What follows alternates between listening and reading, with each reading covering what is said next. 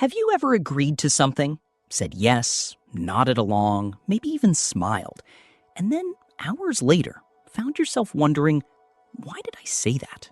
Why did I do that? It didn't feel like a choice. It felt like it just happened. It wasn't an accident. It wasn't a coincidence. It was a technique, tested, refined, and used on you by people who understood how your brain works better than you do. Corporations run it in their ads. Politicians use it in every speech. And sometimes, the people sitting closest to you at dinner have been running it for years. By the end of this video, you will never be fooled again. Let's start with 3 tactics. You've encountered all of them. You just didn't have names for them. The first is love bombing. Imagine you've just started seeing someone new. Within days, they're calling you the most incredible person they've ever met. They're texting constantly. They want to spend every evening with you. It feels overwhelming and wonderful. Your brain reads this as safety, as value, as being chosen. What's actually happening is that someone is flooding your reward system with validation before you've had time to develop any judgment about them. Once you're attached, once you've emotionally invested, the dynamic shifts. The warmth gets rationed. And now you're working to get back to that feeling you had at the beginning. That's not love. That's architecture. The second is gaslighting. You remember something clearly. You bring it up, and the other person tells you, calmly and with total confidence, that it didn't happen that way, or that you're being too sensitive, or that you always do this. At first, you defend yourself, but they're so certain. And over time, and this is the part that matters, you stop trusting your own memory. You start checking yourself before you speak. You apologize for things you didn't do. If any part of that sounds familiar, keep watching.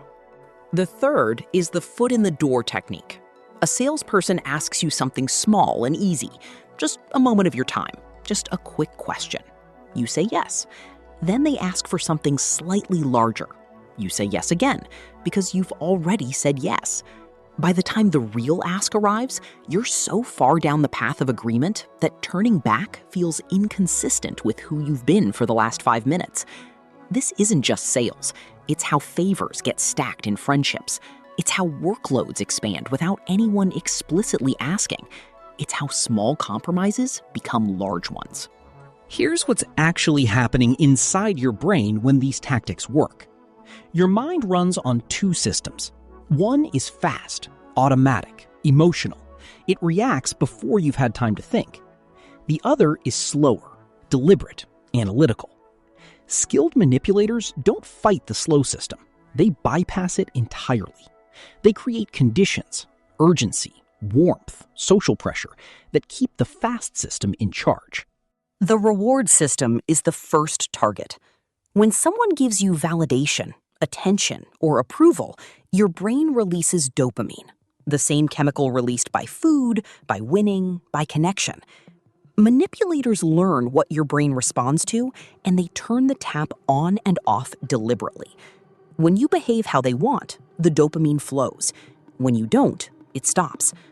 Over time, your behavior quietly reorganizes around their approval without you consciously deciding it should. The second target is your fear of social rejection.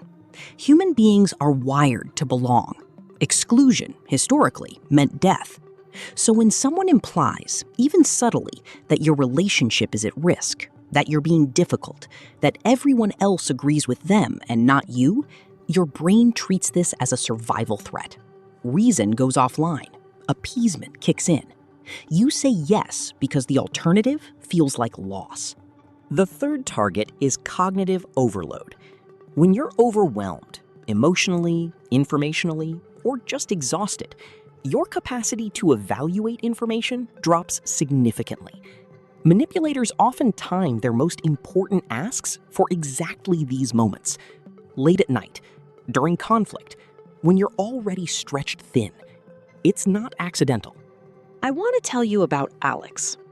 Alex was sharp, thoughtful, well-read. Alex had a close colleague, someone they admired, who had a habit of subtly reframing every disagreement as Alex's fault. When Alex got a project wrong, it was Alex's lack of attention. When Alex got it right, it was the team's effort. In meetings, Alex's ideas were picked apart. The colleagues were praised. Slowly, Alex stopped contributing, started second-guessing, started arriving to work already apologizing. Research suggests that, on average, it takes gaslighting victims between 1 and 3 years to recognize what was happening to them. 1 to 3 years of living inside a distorted version of reality before the pattern becomes visible. Alex wasn't weak. Alex was human. I want you to pause for a second. Not metaphorically. Actually pause. Think about one relationship in your life right now. A friend, a partner, a boss, a family member. Is there someone who consistently makes you feel smaller after you've spent time with them? Someone whose approval you're constantly adjusting yourself to earn? Someone you're slightly afraid to disagree with? Hold that thought. We're coming back to it. Recognition is the beginning of everything, but it's not enough on its own. So here is a 3-step framework that you can start using today. Step 1, name the tactic, out loud or just internally. When something feels off, when a conversation ends and you feel confused or guilty in a way you can't quite explain, give it a name. That was love bombing. That was a foot in the door. Naming removes some of its power because it moves the experience from the fast system to the slow one. You can't think analytically about something you haven't named. Step 2, the 24-hour rule. Never make an important decision in the emotional heat of a manipulative moment. Not yes, not no, just wait. Most pressure tactics depend on urgency because urgency keeps your rational mind offline. Introducing time breaks the spell. You don't have to explain the delay. You just take it. Step 3, reality anchoring. This is about having at least 1 or 2 people in your life, a friend, a therapist, a journal, where you can say what actually happened and hear it reflected back to you accurately. Gaslighting works in isolation. It collapses under honest outside perspective. Your anchor isn't there to validate everything you feel. They're there to help you trust your own perception again. Here's the hardest part about manipulation. It rarely comes from strangers. It comes from people who tell you they love you, people you've built your life around, people you're still defending to others, even as you watch this video. If someone came to mind during this, send it to them. Don't explain why, just send it. Sometimes the most important message is the one that arrives without a caption. And in the comments, tell me which of these 3 tactics you've personally experienced. Love bombing, gaslighting, or the foot in the door. You don't have to share details, just the name, because knowing you're not alone in this is its own form of reality anchoring.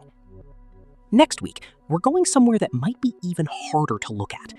We're talking about the psychology of self-sabotage, why the person most likely to stand in the way of what you want is you, and what's actually driving it beneath the surface. I'll see you there.